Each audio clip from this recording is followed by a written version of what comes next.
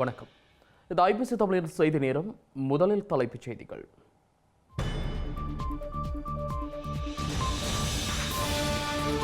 ஆட்சிக்கு வந்தால் உயிர்த்த ஞாயிறு தாக்குதலுக்கு தண்டனை நிச்சயம் என்கிறார் அனுர்குமார. கத்தோலிக்க திருச்சபை விசாரணைக்கு இழுக்கப்படும் நிலையில் கருத்து. புலம்பெயர் தமிழர்களின் கோடைக்கால பயணத்திற்கு முன்னர் இலங்கையில் புதிய நுழைவு விசைவு முறை சேவையை இலக்குப்படுத்தும் நோக்கம் என்கிறது அரசாங்கம். கல்முனை வடக்கு பிரதேச செயலகத்தின் மீதான அடக்குமுறைக்கு தீவிர எதிர்ப்பு. நிலக்கூடார தடைக்கு மத்தியிலும் மக்கள் 24வது நாளாக இன்று போராட்டம். தமிழகத்தில் இந்திய பொதுத் தேர்தல் பரப்புரைகள் ஓய்ந்தன. திமுகவுக்கு பெரு வெற்றியை வழங்க வேண்டும் என முதல்வர் ஸ்டாலின் கோரிக்கை. இஸ்ரேலுக்கு அவசரமாக சென்ற பிரித்தானிய ஜெர்மனி வெளியுறவு அமைச்சர்கள் ஈரானுடனான பதற்றத்தை அதிகரிக்க கூடாது என நேரடி கோரிக்கை. இஸ்ரேலுடனான மோதலில் புதிய சமன்பாட்டை உருவாக்க தயார் என ஈரான் சூளுரை. நியூயார்க்கில் ஈரானிய வெளியுறவு அமைச்சரை முடக்க அமெரிக்கா முடிவு.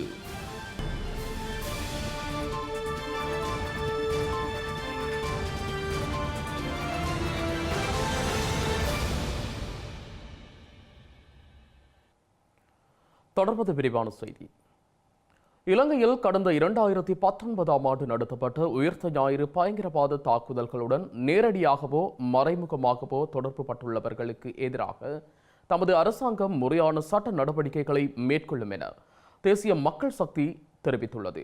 இதில் ஜனாதிபதி மற்றும் பிரதமர் என எந்தொரு பாரபட்சமும் காட்டப்பட மாட்டாது எனவும் தேசிய மக்கள் சக்தி இன்று வெளியிட்டுள்ள அறிக்கையில் கூறியுள்ளது. உயிர்த்த ஞாயிறு தாக்குதல் மேற்கொள்ளப்பட்டு 5 ஆண்டு நிறைவிற்கு இன்னும் 4 நாட்களே உள்ள நிலையில் தேசிய மக்கள் சக்தியின் இந்த அறிவிப்பு வெளியாகியுள்ளது. இலங்கையில் கடந்த 2019ஆம் ஆண்டு ஏப்ரல் மாதம் 21ஆம் தேதி உயிர்த்த ஞாயிறு தினத்தன்று கிறிஸ்தவ தேவாலயங்கள் மற்றும் நட்சத்திர விடுதிகளை இலக்கு வைத்து நடத்தப்பட்ட தற்கொலை குண்டு தாக்குதல்களில் 273 பேர் பலியானதுடன் பலர் காயமடைந்திருந்தனர். குறித்த சம்பவம் இடம்பெற்று 5 ஆண்டுகள் நிறைவடையவுள்ள நிலையில் உயிர்த்த ஞாயிறு தாக்குதலில் பாதிக்கப்பட்டவர்களுக்கு நீதி வழங்குவதற்காக எதிர்காலத்தில் அமையும் தமது அரசாங்கத்தின் கீழ் செயற்படுத்த விரும்பும் 7 அம்ச திட்டத்தை தேசிய மக்கள் சக்தி வெளியிட்டுள்ளது. உயிர்த்த ஞாயிறு குண்டுவெடிப்பு என்பது நாடுகளுக்கிடையே முரண்பாட்டை உருவாக்கி இனக்கலவரங்களை ஏற்படுத்தி பெரும் உயிர் மற்றும் உடைமை சேதங்களை ஏற்படுத்தி குறுகிய அரசியல் நோக்கத்தை அடைவதற்கு மேற்கொள்ளப்பட்ட ஒரு குழுவின் சதியாகும் என தேசிய மக்கள் சக்தி கூறியுள்ளது. இந்த குற்றத்தை மேற்கொள்வதற்கு மூளையாக செயற்பட்டவர்கள் மற்றும் திட்டமிடுபவர்களை நீதியின் முன் நிறுத்துவது தேசிய மக்கள் சக்தி அரசாங்கத்தின் முதன்மையான பணியாகும் என அதன் அறிக்கையில் கூறப்பட்டுள்ளது. உயிர்த்த ஞாயிறு தாக்குதல் நடத்தப்படுவதற்கு முன்னர் அது குறித்த உரிய தகவல்கள் கிடைத்தும் தாக்குதலை தடுக்க தவறியவர்கள், இந்த தாக்குதல் தொடர்பாக நடத்தப்பட்ட விசாரணைகளை திசை திருப்பியவர்கள், உண்மையான சதிகாரர்களை பாதுகாத்தவர்கள், உண்மையாக தாக்குதலுக்கு பொறுப்பான தரப்பினரை அடையாளம் கண்டு அவர்களுக்கு எதிராக உரிய சட்ட நடவடிக்கை எடுப்பதை தடுத்த பாதுகாப்பு அதிகாரிகள் மற்றும் ஜனாதிபதி, பிரதமர் மற்றும் அமைச்சரவை மற்றும் அதற்கு பொறுப்பான ஒவ்வொரு அரசியல் அதிகாரத்தில் உள்ளவர்களையும் நீதியின் முன் நிறுத்துவதற்கு நடவடிக்கை எடுக்கப்படும் எனவும் தேசிய மக்கள் சக்தி கூறியுள்ளது. மேலும் உயிர்த்த ஞாயிறு தாக்குதலால் பாதிக்கப்பட்டவர்கள் உச்சநீதிமன்றத்தில் தாக்கல் செய்த அடிப்படை உரிமை வழக்குகளில் குற்றவாளிகள் என நிரூபிக்கப்பட்ட அரசியல் அதிகாரிகள் மற்றும் அரசு அதிகாரிகள், ஏற்கனவே ஜனாதிபதியால் நியமிக்கப்பட்டுள்ள ஆணைக்குழு அறிக்கையின் பரிந்துரைகளில் உள்ளடக்கப்பட்டுள்ள அரசியல் அதிகாரங்களில் உள்ளவர்கள் மற்றும் அரசு அதிகாரிகள் ஆகியோருக்கு எதிராக பதவி வேறுபாடின்றி குற்றப்பத்திரிகை தாக்கல் செய்ய நடவடிக்கை எடுக்கப்படும் எனவும் தேசிய மக்கள் சக்தி குறிப்பிட்டுள்ளது. எதிர்காலத்தில் தேசிய மக்கள் சக்தி அரசாங்கத்தால் அமைக்கப்படும் இந்த கொடூரமான தாக்குதல் தொடர்பாக சிறப்பு விசாரணை ஆணைக்குழுவின் பரிந்துரைகளின் அடிப்படையில் பொறுப்பான அரசியல் அதிகாரிகள் மற்றும் அரசாங்க அதிகாரிகள் மீது குற்றவியல் குற்றச்சாட்டுகள் பதிவு செய்யப்படும் எனவும் தேசிய மக்கள் சக்தி கூறியுள்ளது. ஸ்ரீலங்கா குற்றப்புலனாய்வு திணைக்களத்தில் முன்னிலையாகுமாறு கத்தோலிக்க திருச்சபையின் ஊடக பேச்சாளர் அருட்தந்தை ஸ்ரீல் காமினிக்கு அழைப்பு விடுக்கப்பட்டுள்ளது. இலங்கையில் நடத்தப்பட்ட உயிர்த்த ஞாயிறு தாக்குதல் தொடர்பான விசாரணைகளுக்கு எதிர்வரும் 19ஆம் தேதி ஸ்ரீல் காமினியை அந்த திணைக்களத்தில் முன்னிலையாகுமாறு அறிவுறுத்தப்பட்டுள்ளது. இலங்கையில் கடந்த 2019ஆம் ஆண்டு இடம்பெற்ற உயிர்த்த ஞாயிறு தாக்குதலின் பிரதான சூத்திரதாரி ஜார் என்பதை தான் அறிந்திருப்பதாக ஸ்ரீலங்காவின் முன்னாள் ஜனாதிபதி மைத்திரிபால சிறிசேன தெரிவித்தார். இதனையடுத்து குறித்த விடயம் தொடர்பில் ஸ்ரீலங்கா குற்றப்புலனாய்வு திணைக்களத்தில் விசாரணைகளுக்காக முன்னிலையாக இருந்த நிலையில் தற்போது கத்தோலிக்க திருச்சபையின் ஊடக பேச்சாளர் அருட்தந்தை சிறில் காமினியம் விசாரணைகளுக்காக அழைக்கப்பட்டுள்ளார். இந்த தாக்குதல் தொடர்பான சில உண்மைகளை தான் அறிந்திருப்பதாக கருதி திணைக்களம் குறித்த அழைப்பு விடுத்துள்ளதாக சிறில் காமினி தெரிவித்துள்ளார். மேலும் இந்த தாக்குதல் தொடர்பான விசாரணைகளுக்காக கடந்த 2021ஆம் ஆண்டு நவம்பர் மாதம் ஏற்கனவே சிறில் காமினி விசாரணைகளுக்காக அழைக்கப்பட்டிருந்தார். அத்துடன் தான் கைது செய்யப்படுவதை தடுக்கும் வகையிலான நீதிமன்ற தடை உத்தரவொன்றையும் அவர் பெற்றுக்கொண்டிருந்தமை குறிப்பிடத்தக்கது. இலங்கைக்கான விரிவாக்கப்பட்ட நிதி வசதி திட்டத்தின் 2வது மீளாய்வை சர்வதேச நாணய நிதியத்தின் குழு பரிசீலிப்பதற்கு முன்னதாக பொது இணக்கப்பாட்டை அடையும் நோக்கில் கடன் பத்திரதாரர்களுடன் பேச்சுக்களை தொடர முடியும் என நம்புவதாக ஸ்ரீலங்கா அரசாங்கம் தெரிவித்துள்ளது. கடன் மறுசீரமைப்பு தொடர்பாக வெளிநாட்டு கடன் பத்திரதாரர்களுடன் இணக்கப்பாட்டை எட்டுவதில் தோல்வி ஏற்பட்டுள்ளதாக ஸ்ரீலங்கா நிதியமைச்சு நேற்று கூறியிருந்த நிலையில் நிதிராஜாங்க அமைச்சர் சஹான் சேமசிங்க இந்த நம்பிக்கையை வெளியிட்டுள்ளார். கடன் மறுசீரமைப்பு தொடர்பாக முன்னேற்றத்தை எட்டும் பட்சத்திலேயே சர்வதேச நாணய நிதியத்தின் கடனை உரிய காலத்தில் பெற்றுக்கொள்ள முடியும் என்ற நிலையில் கடன் பத்திரதாரர்களுடன் இணக்கப்பாட்டை எட்டுவதில் ஏற்பட்ட தோல்வியானது ஸ்ரீலங்கா அரசாங்கத்தின் மீது அழுத்தத்தை அதிகரித்துள்ளது. இந்த நிலையில் இன்று அறிக்கையொன்றை வெளியிட்டுள்ள ஸ்ரீலங்காவின் நிதி ராஜாங்க அமைச்சர் சஹான் சேமசிங்க, ஸ்ரீலங்கா அதிகாரிகள் அனைத்து கடன் மறுசீரமைப்பு பேச்சுவார்த்தைகளிலும் சிறந்த நம்பிக்கையுடனும் கடன் வழங்குனர்களிடையே சமத்துவம் என்ற கொள்கைகளுக்குள்ளும் அத்தகைய விதிகளுக்குள்ளும் அதிகபட்ச வெளிப்படைத்தன்மையுடனும் பேச்சுக்களில் ஈடுபட்டு வருவதாக தெரிவித்துள்ளார். கடன் பத்திரதாரர்களுடனான பேச்சுவார்த்தையின் போது இருதரப்பும் பல தொழில்நுட்ப பிரச்சினைகளை வெற்றிகரமாக சமாளித்து முக்கியமான முன்னேற்றத்தை அடைய முடிந்தது எனவும் ஸ்ரீலங்கா நிதி ராஜாங்க அமைச்சர் கூறியுள்ளார். திருப்திகரமான முறையில் தீர்க்கப்பட வேண்டிய மீதமுள்ள முக்கிய கரிசனை அளிக்கும் விடயங்களை ஸ்ரீலங்கா வெளிப்படுத்தியுள்ளதாகவும் சஹான் சேமசிங்க குறிப்பிட்டுள்ளார். அடுத்த நடவடிக்கைகளுக்காக திட்ட அளவுனர்களுடன் சமீபத்திய முன்மொழிவுகளின் இணக்கத்தன்மையில் மதிப்பீடுகள் தொடர்பாக சர்வதேச நாணய நிதிய ஊழியர்களுடன் மேலும் ஆலோசனைகளை மேற்கொள்ள வேண்டும் எனவும் அவர் கூறியுள்ளார். இந்த ஆலோசனைகளை தொடர்ந்து கடன் பத்திரதாரர்களுடன் பொதுவான இணக்கப்பாட்டை எட்டும் நோக்குடன் பேச்சும் நடத்தப்படும் எனவும் சஹான் சேமசிங்க நம்பிக்கை வெளியிட்டுள்ளார். சர்வதேச கடன் வழங்குனர்களுடன் எட்டப்படும் இணக்கப்பாட்டு ஒப்பந்தங்களில் ஸ்ரீலங்கா அரசாங்கம் வெளிப்படைத்தன்மையை பேண வேண்டும் என ஐக்கிய மக்கள் சக்தியின் நாடாளுமன்ற உறுப்பினர் கலாநிதி கர்ச டி சில்வா தெரிவித்தார். பொருளாதார வளர்ச்சி வேகத்திற்கு அமைய கடன் மறுசீரமைப்பை மேற்கொள்வதற்கு ஸ்ரீலங்கா அரசாங்கம் இணக்கம் வெளியிட்டாலும் அவை முழுமையாக இடம்பெற தேவையில்லை எனவும் ஹர்ச டி சில்வா தெரிவித்தார். அவ்வாறு இடம்பெற்றால் அது புதிதாக பொறுப்பேற்கும் அரசாங்கத்தையும் பாதிக்கும் எனவும் குறிப்பிட்டுள்ளார். சர்வதேச கடன் வழங்குனர்களுடனான பேச்சுவார்த்தைகள் நிறைவடைந்துள்ளதாக அரசாங்கம் உத்தியோகபூர்வமாக அறிவித்துள்ளது. ஏப்ரலுக்குள் பேச்சுவார்த்தைகளை நிறைவு செய்து 12.7 பில்லியன் டாலர் கடன் தொகையை மறுசீரமைப்பதற்கான இணக்கப்பாட்டை எட்டுவதே அரசாங்கத்தின் எதிர்பார்ப்பாக இருந்தது. அரசியலுக்கு அப்பால் சென்று நாம் இந்த விடயத்தில் கவனம் செலுத்த வேண்டும். யார் பேச்சுவார்த்தைகளை முன்னெடுத்தாலும் அவர்கள் இலங்கை மக்களாகவே அதனை செய்கின்றனர் என்பதை புரிந்து கொள்ள வேண்டும். முன்னெடுக்கப்படும் இந்த பேச்சுவார்த்தைகளுக்கு அமைய 2040ஆம் ஆண்டு வரை நாம் செயற்பட வேண்டும். சுமார் 10 வருடங்களுக்கான இணக்கப்பாட்டை எட்டுவதே இதன் பொருளாகும். ஆனால் தற்போதைய அரசாங்கம் ஆகக்கூடியது இன்னும் 6 மாதங்கள் மாத்திரமே ஆட்சியில் இருக்கும். எனவே இதில் அரசாங்கத்திற்கு அப்பால் எதிர்க்கட்சியின் நிலைப்பாடும் பெற்றுக்கொள்ள வேண்டும். நாட்டின் பொருளாதார வளர்ச்சி வேகத்திற்கு அமைய கடன் மறுசீரமைப்பை மேற்கொள்வதற்கு அரசாங்கம் இணக்கம் தெரிவித்துள்ளதாகவே தெரிகின்றது. ஆனால் அது முழுமையாக அவ்வாறு இடம்பெற தேவையில்லை என்றும் நாம் எண்ணுகிறோம். கடன் மறுசீரமைப்பில் பொருளாதார வளர்ச்சி வேகம் ஓரளவு தாக்கத்தை செலுத்துவதை ஏற்றுக்கொள்ள முடியும். ஆனால் 100% தாக்கம் செலுத்தினால் அது எமக்கு எதிர்மறையான தாக்கத்தை அதிகரிக்கும். இன்னும் 6 மாதங்களே தற்போதைய அரசாங்கம் ஆட்சியில் இருக்கும் என்பதால் எட்டப்படும் இணக்கப்பாடுகளில் வெளிப்படைத்தன்மையை பேணுமாறு வலியுறுத்துகிறோம். இலங்கையில் பாரிய வளர்ச்சியை அடிப்படையாக கொண்டு நடைமுறைப்படுத்தப்படும் திட்டங்களில் பாலின சமத்துவத்திற்கு முக்கியத்துவம் வழங்க வேண்டும் என ஆசியா அபிவிருத்தி வங்கி தெரிவித்துள்ளது. இலங்கையில் தற்போது நடைமுறையில் உள்ள தொழில்சார் சட்டங்கள் திருத்தி அமைக்கப்பட்டு பெண்களுக்கான சம உரிமை வழங்கப்பட வேண்டும் என அந்த வங்கி வலியுறுத்தியுள்ளது. இலங்கையில் 8.5 மில்லியன் பெண்கள் கடந்த 2022ஆம் ஆண்டு தொழில்துறையில் இருந்ததாக ஆசிய அபிவிருத்தி வங்கி சுட்டிக்காட்டியுள்ளது. கடந்த 2018ஆம் ஆண்டில் 33.6% இருந்த பணிபுரியும் பெண்களின் எண்ணிக்கை தற்போது 32.1% குறைவடைந்துள்ளதாக கூறப்பட்டுள்ளது. பெண்களுக்கான பாதுகாப்பு, குடும்ப பொறுப்பு மற்றும் பொது போக்குவரத்தில் காணப்படும் பிரச்சினைகள் காரணமாக இவ்வாறாக தொழில்துறையில் உள்ள பெண்களின் எண்ணிக்கை குறைவடைந்துள்ளதாக ஆசிய அபிவிருத்தி வங்கி சுட்டிக்காட்டியுள்ளது. தனியார் துறையில் பெண்கள் எதிர்நோக்கும் பிரச்சினைகளுக்கு தற்போது ஓரளவு தீர்வு காணப்பட்டிருந்தாலும் அரசு அலுவலகங்களில் உள்ள பெண்களுக்கு இதுவரை எந்தவொரு சலுகைகளும் பெற்றுக் கொடுக்கப்படவில்லை என கூறப்பட்டுள்ளது. இந்த நிலையில் அரசு அலுவலகங்களில் பணியாற்றும் பெண்களின் பிரச்சினைகளுக்கு தீர்வு காண்பதற்காக வேலை திட்டம் ஒன்று நடைமுறைப்படுத்தப்பட வேண்டும் என பரிந்துரைக்கப்பட்டுள்ளது. ஸ்ரீலங்காவின் பொருளாதார மீட்சியானது சுற்றுலாத்துறையை பெரிதும் நம்பியுள்ள நிலையில் இலங்கைக்கு செல்லும் சுற்றுலா பயணிகள் மீதான துன்புறுத்தல்கள் கரிசனை அளிக்கும் ஒன்றாக மாறி வருகின்றது.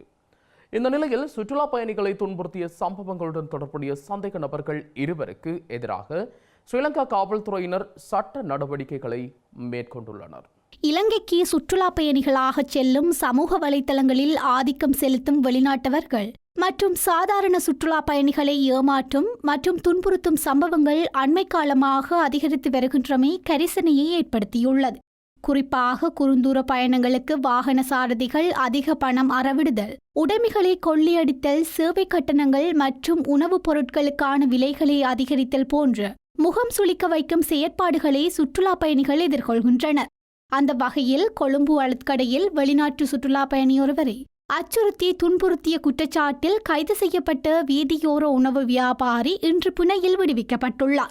கொழும்பு 12ஐ சேர்ந்த இந்த சந்தேக நபர் சுற்றுலா பயணிகளை அச்சுறுத்தியமை மற்றும் அதிக விலைக்கு உணவுப் பொருட்களை விற்பனை செய்ய முயற்சித்தமை தொடர்பான குற்றச்சாட்டுகளில் கைது செய்யப்பட்டிருந்தார். கொத்துரொட்டி ஒன்றை பெற்றுக்கொள்ளும் நோக்கில் உணவு வியாபாரியை யூடியூபரான வெளிநாட்டு சுற்றுலா பயணி அணுகியதுடன் அதன் விலை 1900 ரூபாய் என உணவு வியாபாரி கூறியதால் அதிர்ச்சி அடைந்துள்ளார். அத்துடன் கொத்துரொட்டியை கொள்வனவு செய்வதை அந்த சுற்றுலா பயணி தவிர்த்திருந்ததுடன் இதனால் ஆத்திரமுற்ற வீதியோர வியாபாரி அந்த சுற்றுலா பயணியை அங்கிருந்து செல்லுமாறு அச்சுறுத்திய சம்பவத்தை அவர் தனது கையடக்க தொலைபேசியில் பதிவு செய்திருந்தார். யூடியூபரான அந்த சுற்றுலா பயணி தான் எதிர்கொண்ட இந்த சம்பவத்தை சமூக வலைதளங்களில் பகிர்ந்திருந்த நிலையில் அது பேசுபொருளானது. இதனை அடுத்து காவல்துறையினரால் கைது செய்யப்பட்ட அந்த உணவு வியாபாரி கொழும்பு நீதவான் நீதிமன்றில் இன்று முன்னிலைப்படுத்தப்பட்டிருந்தார். இதன்போது சந்தேக நபரான உணவு வியாபாரியை 50,000 ரூபாய் ரொக்கப்பிணையிலும் 1 மில்லியன் ரூபாய் சரீரப்பிணையிலும் செல்வதற்கு நீதவான் அனுமதி வழங்கியுள்ளார்.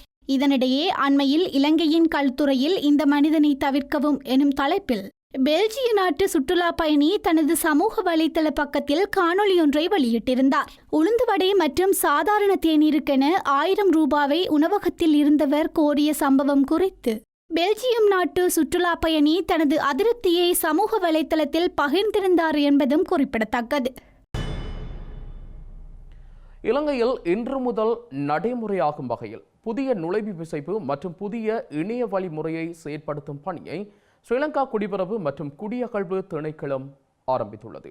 இதன்படி புதிய நுழைவு விசைப்பு நடைமுறைகள், அதற்கான கட்டணங்கள், பூர்த்தி செய்ய வேண்டிய தேவைப்பாடுகள் மற்றும் இலங்கையில் தங்கியிருக்க முடியுமான காலப்பிரிவு என்பன தொடர்பான விசேட வர்த்தமானி அறிவித்தல் மூலம் வெளியிடப்பட்டுள்ளன.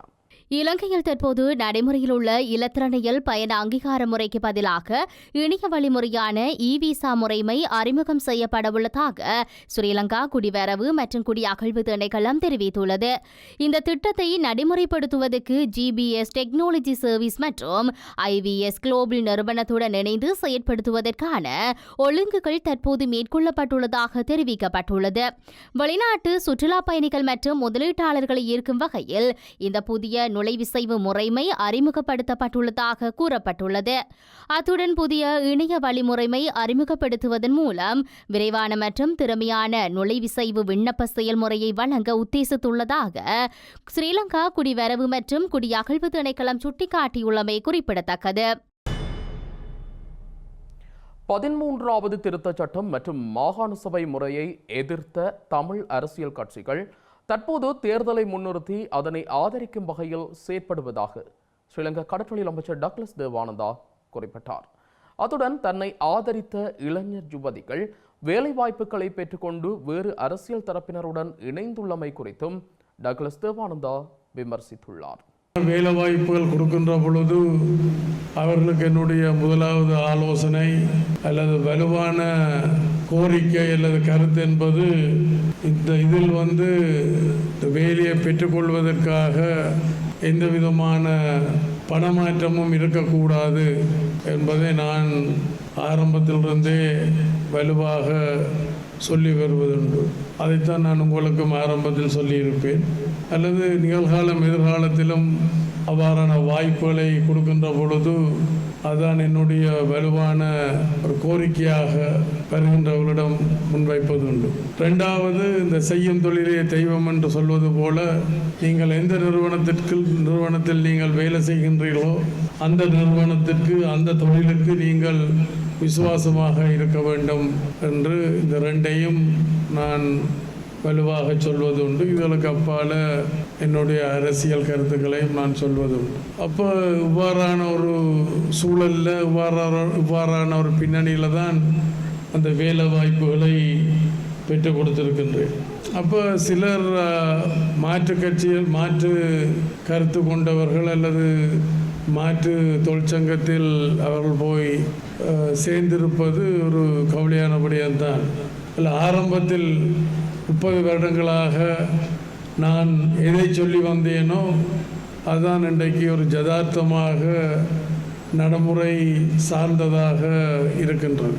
அரசியல் தீர்வு என்பது இலங்கை இந்திய ஒப்பந்தத்தில் ஏற்படுத்தப்பட்ட இந்த 13வது திருத்த சட்டம், இந்த மாகாண சபை முறைமை தான் சிறந்த ஆரம்பமாக இருக்க முடியும் என்று சொல்லி நான் அன்றைக்கே சொல்லி வந்தேன். அப்போ அன்றைக்கு இருந்த இயக்கங்களாக இருக்கலாம் அல்லது அரசியல் கட்சிகளாக இருக்கலாம், அவர்கள் எல்லாரும் ஒரு பயம் காரணமாக, அரசியல் உள்நோக்கம் காரணமாக நான் முன்வைத்த அந்த கோஷத்தை, அந்த கோரிக்கையை அவர்கள் எதிர்த்து வந்தார்கள். கடுகுடி சொற்களாதென்றது போல அவர்கள் அதை எதிர்த்து வந்தார்கள். இன்றைக்கு வேறு வழி இல்லாமல் அதை ஆதரிக்கிற மாதிரியான அல்லது ஆதரிக்கிற மாதிரியான ஒரு முணுமுணுப்பை இன்றைக்கு வெளிப்படுத்தி வருகின்றார். அப்போ அன்றைக்கு அவர்கள் எதிர்க்கைகளையும் உண்மைத்தன்மை இருக்கையில் இன்றைக்கு ஆதரிக்கைகளையும் உண்மைத்தன்மை இருக்கிற மாதிரி எனக்கு தெரியல. கல்முனை வடக்கு பிரதேச செயலகத்தின் மீதான தொடர்ச்சியான நிர்வாக அடக்குமுறைக்கு எதிராக ஆரம்பிக்கப்பட்ட கவனஈர்ப்பு போராட்டம் பல்வேறு தடைகளை தாண்டி இன்று 24வது நாளாகவும் முன்னெடுக்கப்பட்டுள்ளது. நிழற்கூடாரம் அமைக்க தடை விதிக்கப்பட்ட நிலையிலும் பனை மட்டைகளை தாங்கியவாறு பொதுமக்கள் போராட்டத்தை மேற்கொண்டு வருகின்றமை கரிசனையை ஏற்படுத்தியுள்ளது. இலங்கையில் தமிழ் மக்களின் உரிமைகளை திட்டமிட்டு ஒடுக்கும் நடவடிக்கைகள் தொடர்ச்சியாக முன்னெடுக்கப்பட்டு வருகின்றது. இவ்வாறான நிலையில் கல்முனை வடக்கு பிரதேச செயலகத்தின் அதிகாரங்கள் அத்துமீறி பறிக்கப்படுவதற்கும் அநீதிகள் இழைக்கப்படுவதற்கும் எதிர்ப்பு தெரிவித்து மக்கள் நீதி கோரிய போராட்டம் இதுவரை தீர்வு கிடைக்கப்பெறாத நிலையில் 24 நாளாகவும் இன்று முன்னெடுக்கப்பட்டுள்ளது. கடந்த 30 வருடங்களுக்கு மேலாக கல்முனை வடக்கு பிரதேச செயலகத்திற்கு எதிராக இடம்பெற்று வரும் சூழ்ச்சிகளையும் நிர்வாக அடக்குமுறைகளையும் கண்டித்தும் திட்டமிட்டு பிரதேச செயலக உரிமைகளை ஒடுக்கும் நிர்வாக அடக்குமுறைகளை கண்டித்தும் இந்த போராட்டம் மேற்கொள்ளப்பட்டுள்ளது. ஸ்ரீலங்கா அரசாங்கம் பொய்யான வாக்குறுதிகளை வழங்கி காலத்தை இழுத்தடிக்காது தேர்வு வழங்கப்படும் வரை தமது அமைதி போராட்டம் தொடரும் என போராட்டத்தில் ஈடுபட்ட மக்கள் தொடர்ந்தும் தெரிவித்துள்ளனர். இலங்கையின் பிரபல சிங்கள மொழி பாடகரான ரோகண பேத்தகே பாடிய சித்திரை புத்தாண்டு பாடலை திரிப்புப்படுத்தி சமூக ஊடகங்களில் பதிவேற்றிய நபர் கைது செய்யப்பட்டுள்ளார். கைது செய்யப்பட்ட நபர் புளியாப்பட்டிய நீதவான் நீதிமன்றத்தில் முன்னிலைப்படுத்தப்பட்டதாக தெரிவிக்கப்பட்டுள்ளது.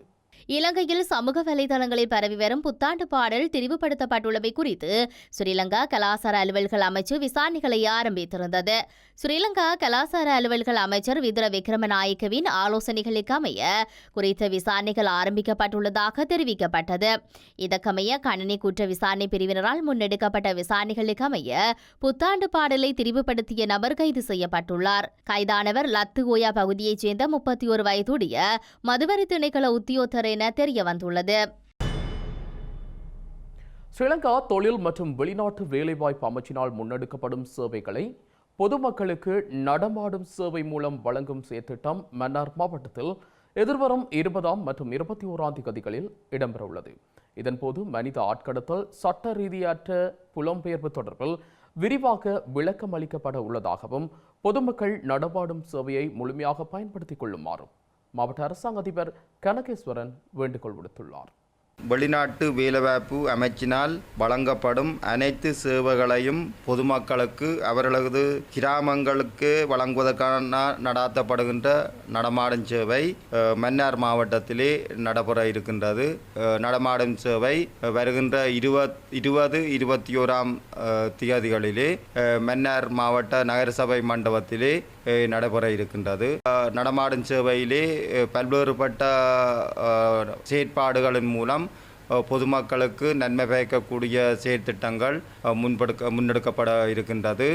அந்த அடிப்படையில் குறிப்பாக 2 நாட்களும் இலங்கை மத்திய வங்கி மற்றும் தொழில் திணைக்களம் என்பன இணைந்து தொழிலாளர்களின் பிரச்சனைகளுக்கு தீர்வுகளை முன்வைப்பதற்கான நடவடிக்கைகள் மேற்கொள்ளப்பட இருக்கின்றது. தொழிலாளர்களின் வாழ்க்கை தரம் மற்றும் அவர்களின் தொழில் பாதுகாப்பு கண்ணியத்தை உறுதிப்படுத்தும் வகையிலே மன்னார் மாவட்டத்தில் 1500 முறைசாரா தொழிலாளர்களை அழைத்து அவர்களுக்கு அது சம்பந்தமான பயிற்சி விழிப்புணர்வுகளை வழங்குவதுடன் எதிர்காலத்திலே அவர்கள் எதிர்நோக்கின்ற பிரச்சனைகளை குறித்து கேட்டறிந்து அவர்களுக்கு எதிர்காலத்திலே அப்பிரச்சனைகளை தீர்வுகளை பெற்றுக் கொடுப்பதற்கான நடவடிக்கைகளும் இந்த திட்டத்துக்குள்ளே முன்னெடுக்கப்பட்டு வரும். அதே வேளை மன்னார் மாவட்டத்துக்கும் மற்றும் இலங்கைக்கும் பொதுவாக இருக்கிற இன்னொரு பிரச்சனையாக இருக்கின்ற மனித ஆட்கடத்தல், அதே போன்று சட்ட ரீதியற்ற புலம்பெயர்வு, இந்த இவற்றை தடுக்கும் நோக்கத்துடன் இந்த துறையுடன் தொடர்பட்ட 200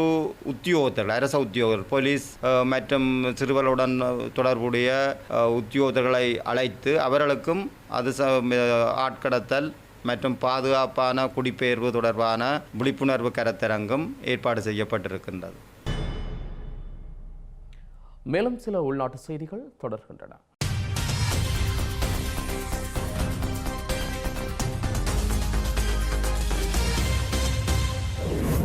யாழ்ப்பாணத்தில் காணாமலாக்கப்பட்டவர்களுக்கான அலுவலகம் இடமாற்றப்பட்டுள்ளது. கடந்த காலங்களில் ஆடிய பாதம் வீதி கல்வியங்காடு எனும் முகவரியில் இயங்கி வந்த குறித்த அலுவலகம் தற்போது யாழ் மாவட்ட செயலகத்தின் புதிய கட்டிட தொகுதியில் 3ஆம் மாடிக்கு இடமாற்றப்பட்டுள்ளது. யாழ் சிறைச்சாலையிலிருந்து சாவகச்சேரி நீதிமன்றத்துக்கு வழக்கொன்றுக்காக அழைத்துச் செல்லப்பட்ட போது தப்பியோடிய கைதிகள் 2 சுமார் 30 நிமிடத்தின் பின்னர் சாவகச்சேரி காவல்துறையினரால் மீண்டும் கைது செய்யப்பட்டுள்ளனர். திருட்டு குற்றச்சாட்டில் சிறை தண்டனை அனுபவித்து வரும் கைதி ஒருவரும் விளக்கமறியலில் தடுத்து வைக்கப்பட்டுள்ள கைதி ஒருவருமே இவ்வாறு தப்பியோடியுள்ளனர். இந்த நிலையில் இருவருக்கும் தலா 6 மாத கால சிறை தண்டனை விதித்த சாவகச்சேரி நீதவான் 1500 ரூபாய் தண்டப்பணமும் விதித்து தீர்ப்பளித்துள்ளார். முல்லைத்தீவு பொதுக்குடியிருப்பு காவல்துறை பிரிவுக்குட்பட்ட பொதுக்குடியிருப்பு 9ஆம் வட்டாரம் மல்லிகைத்தீவு பகுதியில் ஆட்டு மந்தையில் காவல் கடமையில் இருந்த காவலர்களை தாக்கி அங்கிருந்த ஆடுகள் களவாடப்பட்டுள்ளன. குறித்த சம்பவம் தொடர்பில் புதுக்குடியிருப்பு காவல்துறையினரால் மேற்கொள்ளப்பட்ட விசாரணைகளில் வெற்றாப்பள்ளை பகுதியைச் சேர்ந்த 32 வயதுடைய நபர் கைது செய்யப்பட்டுள்ளார். குறித்த நபரிடமிருந்து 15 ஆடுகள் மீட்கப்பட்டு ஆடுகளை கடத்திச் செல்ல பயன்படுத்திய வாகனமும் கைப்பற்றப்பட்டுள்ளது. மன்னார் மாவட்டத்தின் முசலி பிரதேச செயலாளர் பிரிவில் உள்ள பொற்கேணி கிராமத்தில் தனியார் நிறுவனம் ஒன்றின் உதவியுடன் 3 குழாய் நீர் கிணறுகள் திறந்து வைக்கப்பட்டு மக்களின் பாவனைக்காக கையளிக்கப்பட்டுள்ளது. சுமார் 20 வருடங்களுக்கு பின்னர் குறித்த கிராமத்தில் குடிநீர் பிரச்சினை தீர்ந்துள்ளதாக அந்த பிரதேச மக்கள் தெரிவித்துள்ளனர். மன்னார் மாவட்ட அரசாங்க அதிபர் கே கனகேஸ்வரன், மத தலைவர்கள் மற்றும் பொது அமைப்புகளின் பிரதிநிதிகள் இணைந்து குறித்த குடிநீர் குழாய் கிணறுகளை மக்கள் பாவனைக்காக கையளித்துள்ளனர்.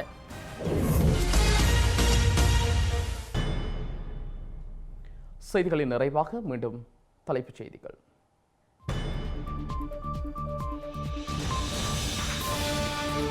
ஆட்சிக்கு வந்தால் உயிர்த்த ஞாயிறு தாக்குதலுக்கு தண்டனை நிச்சயம் என்கிறார் அனுர்குமார். கத்தோலிக்க திருச்சபை விசாரணைக்கு இழுக்கப்படும் நிலையில் கருத்து. புலம்பெயர் தமிழர்களின் கோடைக்கால பயணத்திற்கு முன்னர் இலங்கையில் புதிய நுழைவு விசைவு முறை சேவையை இலக்குப்படுத்தும் நோக்கம் என்கிறது அரசாங்கம். கல்முனை வடக்கு பிரதேச செயலகத்தின் மீதான அடக்குமுறைக்கு தீவிர எதிர்ப்பு. நிலக்கூடார தடைக்கு மத்தியிலும் மக்கள் 24வது நாளாக இன்று போராட்டம். தமிழகத்தில் இந்திய பொதுத் தேர்தல் பரப்புரைகள் ஓய்ந்தன. திமுகவுக்கு பெரு வெற்றியை வழங்க வேண்டும் என முதல்வர் ஸ்டாலின் கோரிக்கை. இஸ்ரேலுக்கு அவசரமாக சென்ற பிரித்தானிய ஜெர்மனி வெளியுறவு அமைச்சர்கள் ஈரானுடனான பதற்றத்தை அதிகரிக்க கூடாது என நேரடி கோரிக்கை. இஸ்ரேலுடனான மோதலில் புதிய சமன்பாட்டை உருவாக்க தயார் என ஈரான் சூளுரை. நியூயார்க்கில் ஈரானிய வெளியுறவு அமைச்சரை முடக்க அமெரிக்கா முடிவு.